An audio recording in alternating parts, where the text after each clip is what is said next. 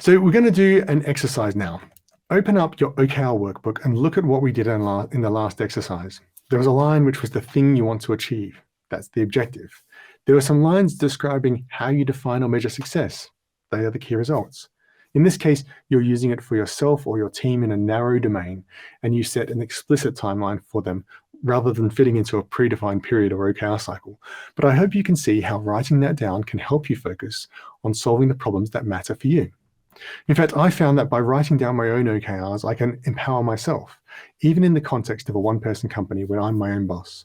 Because by being clear about the real problem I'm trying to solve, it's easier to think outside the box and break constraints I put on myself.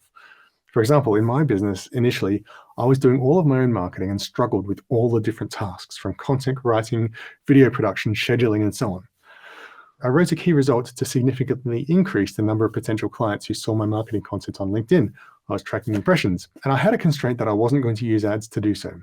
I tried doing this myself for a while, but found it drained my energy. There was always so much to learn that I was spending all my time producing content and doing marketing and networking and not working with clients. I was busy collecting underpants.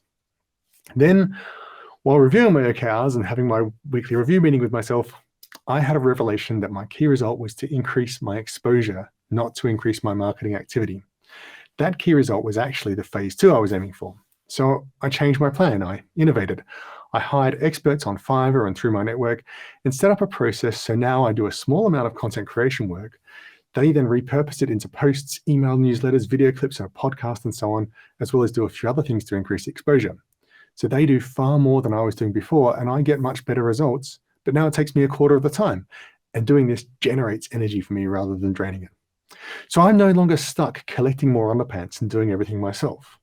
It seems obvious now, but it was a difficult preconception to break through, and writing down my own OKR helped me break through it. So I hope this helps you as well. So let's do an exercise. Take a look at your OKR for this course and consider what you're really trying to achieve. Edit the objective and key results to give you room to innovate if you need.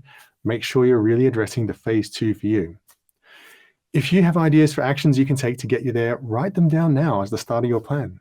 Then set yourself a regular weekly reminder to review your plan in the light of what you've done and learned this week and the OKR you set yourself. When you do that, guess what? You've just started your first OKR cycle. In this case, it may not line up with a quarter and you might not follow it up with another cycle on the same topic. But other than that, there's not that much difference between this and the more formal and regular repeating OKRs you'll set up for your team.